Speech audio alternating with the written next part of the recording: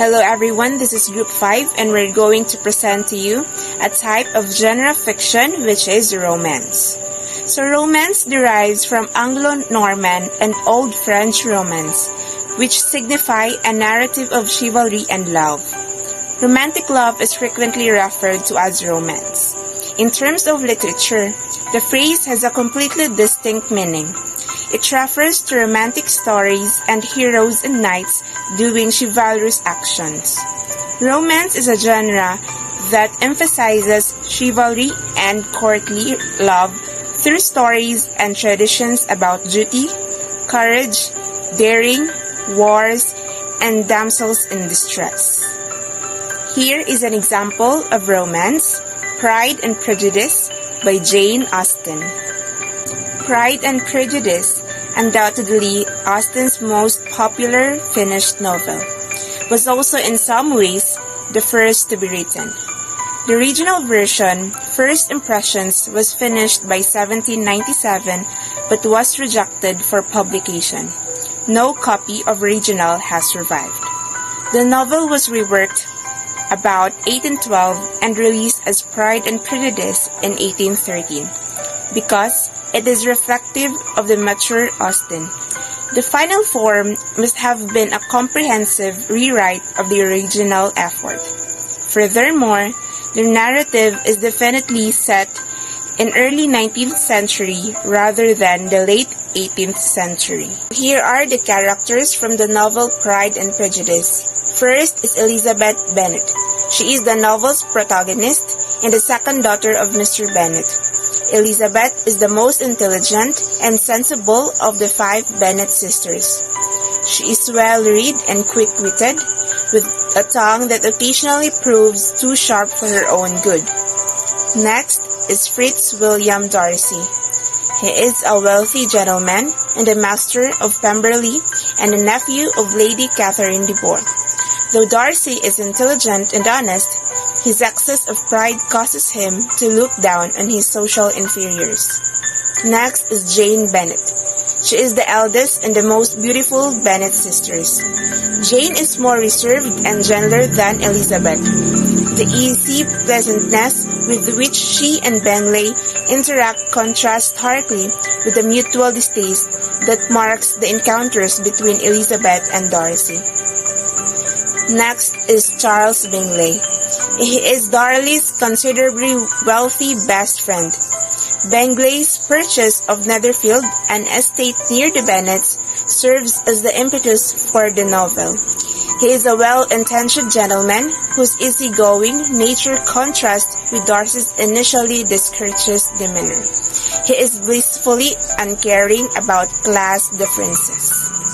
So who is Mr. Bennet? Mr. Bennet is the patriarch of the Bennet's family, a gentleman of modest income with 5 unmarried daughters. Mr. Bennet is intelligent, sarcastic, and has a cynical sense of humor that he uses to purposely irritate his wife. He does not care for society's convention and mocks his wife's obsession with finding suitable husband for their daughters. Mrs. Bennet. Mrs. Bennet, she is Mr. Bennet's wife, a foolish, noisy woman whose only goal in life is to see her daughters get married. Because of her low breeding and often unbecoming behavior, Mrs. Bennet often repels the very suitor whom she tries to attract for her daughters. George Wickham. George Wickham, he is a handsome militia officer. He is a sexual predator and fortune hunter to whom Elizabeth is initially attracted. Using his good looks and charm to ensnare his victims, he eventually runs off and is married to Lydia, the sister of Elizabeth Bennet. Lydia Bennet. Lydia is the youngest and wildest Bennet daughter. She is her mother's favorite because, like Mrs. Bennet, she is preoccupied with gossip, socializing, and men.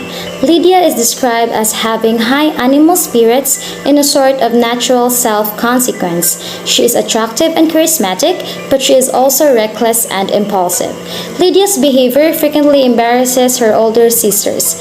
Unlike Elizabeth, Lydia flings herself headlong into romance and ends up running off with Wickham.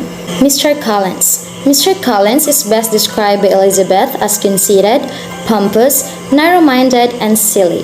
Mr. Collins is a man of the church, yet he seems more concerned with his patron, Lady Catherine de Bourgh, than God. Mr. Collins is ridiculous and insensible. The narrator describes him as a mixture of pride and obsequiousness, self-importance and humility. He tends to be very impressed with himself and his own ideas, and rather obtuse or inconsiderate of the feelings of others, with the exception of his patroness, Lady Catherine de Bourgh, of course. Caroline Bingley. Caroline is an attractive, unmarried woman with a very handsome inheritance from her father, being both very conscious and anxious to forget that their money was earned in trade. She aspires to the higher levels of aristocracy through marriage to Darcy and looks down upon those still associated with business. Caroline is selfish, hypocritical, and two-faced, all negative qualities of which was fueled by her desire to win Mr. Darcy as her husband. Lady Catherine de Bourgh, a rich, bossy noblewoman, Mr. Collins' patron and Darcy's aunt. Lady Catherine epitomizes class snobbery, especially in her attempts to order the middle-class Elizabeth away from her well-bred nephew. Mr. and Mrs. Gardiner, Mrs. Bennet's brother and his wife. The Gardiners, caring, nurturing, and full of common sense, often proved to be better parents to the Bennet daughters than Mr. Bennet and his wife. Charlotte Lucas, Elizabeth's dear friend. Pragmatic where Elizabeth is romantic, and also 6 years older than Elizabeth. Charlotte does not view love as the most vital component of a marriage.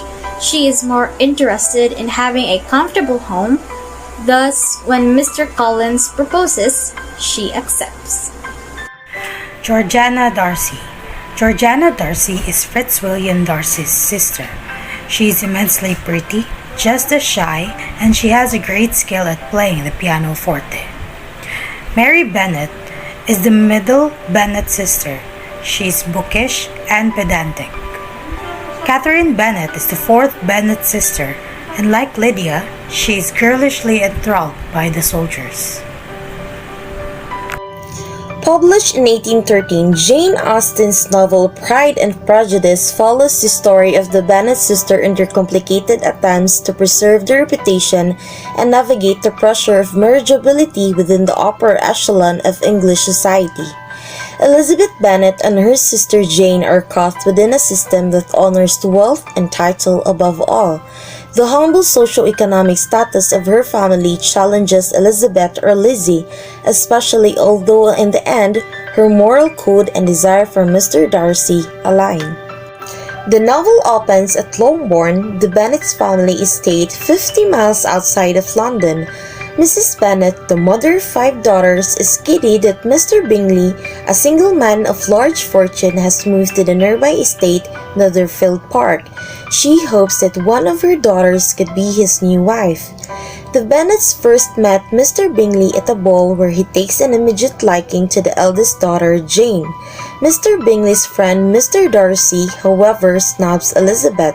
The community decides that Darcy is proud and disagreeable because of his reserved nature and his refusal to dance. Bingley and Jane grow fond of one another. However, while Bingley makes his partiality quite obvious, Jane is universally cheerful and somewhat shy. At the same time, Mr. Darcy begins to admire Elizabeth, captivated by her fine eyes and lively wit. She, however, feels contempt for him. Soon, Bingley invites Jane to his estate at Netherfield, but Jane, caught in the rain, falls ill upon her arrival. Seeking to help her sister, Elizabeth trudges through the muddy fields to Bingley's estate, only to be met by Bingley's arrogant sisters, Caroline Bingley and Mrs. Hurst, who are scandalized by Elizabeth's rumpled appearance.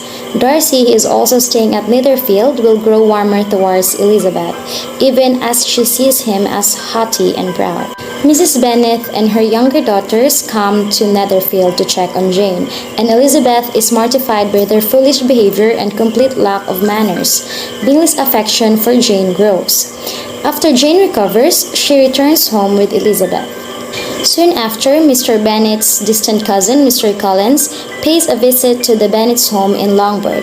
Mr. Collins is in line to inherit Longbourn because the estate has been entailed away from any female children. Mr. Collins hoped to make amends for the entailment by marrying one of Mr. Bennet's daughters. Mr. Collins is a silly man, speaking in long, pompous speeches with an air of solemn formality. He soon asked Elizabeth to marry him. Elizabeth refuses, and Mr. Collins ends up marrying her practical friend Charlotte instead. Meanwhile, militia officers have moved into the nearby town of Meryton. One officer, Mr. Wickham, seems to be an enemy of Darcy. He tells Elizabeth he was the godson of Darcy's father, who had promised Wickham a good inheritance. According to Wickham, Darcy failed to fulfill his father's dying wishes and left Wickham without any money. When Bingley hosts a ball at Netherfield, he and Jane spend the whole evening together. Foolishly, Mrs. Bennet speaks loudly about the imminent engagement, and Darcy overhears her. Later that evening, Darcy asks Elizabeth to dance, and she reluctantly accepts. When Bingley travels to London for business, Jane finds out he will not return to Netherfield for at least 6 months. In addition, Bingley's sister wants Bingley to marry Darcy's younger sister Georgiana in order to unite the two families' fortunes. Jane is heartbroken. When Jane travels to London, Bingley does not call her. Elizabeth hears that Darcy convinced Bingley not to marry Jane. Meanwhile, Darcy visits Elizabeth and confesses that he wants to marry her despite her low family connections. Shocked at his arrogance, she refuses him and accuses him of both ruining Jane's future happiness and betraying Wickham. Next day, Darcy writes to Elizabeth explaining that he objected to Bingley's marriage to Jane because of her low family connections and lack of particular preference for Bingley. Darcy also tells that his father had promised to provide Wickham with a living as soon as he entered the clergy. Wickham, of course, both refused to enter the clergy and squandered his newfound fortune. He also seduced Darcy's teenage sister, Georgiana, in which Darcy intervened before they could elope and save Georgiana's honor. Soon afterwards, Elizabeth goes on vacation with her aunt and uncle and agrees to stop at Pemberley, Mr. Darcy's estate, because he is not present there. Darcy arrives unexpectedly as Elizabeth is leaving for home, and in the midst of this promising situation, Elizabeth receives 2 letters from Jane telling her that Lydia has eloped with Wickham, causing Elizabeth and the gardeners to leave for home immediately. Elizabeth fears that Lydia and the Bennet family are permanently disgraced and that her newly discovered love for Darcy is hopeless. When Lydia is found, however, she and Wickham marries, and after the wedding, Elizabeth discovers that Darcy was instrumental in orchestrating the marriage and thereby saving the reputation and marriageability of the other Bennet daughters. Bingley returns to Netherfield and soon asks Jane to marry him. Jane, of course, accepts, and Mrs. Bennet's exultation is only lessened by her irritation at Darcy's occasional presence.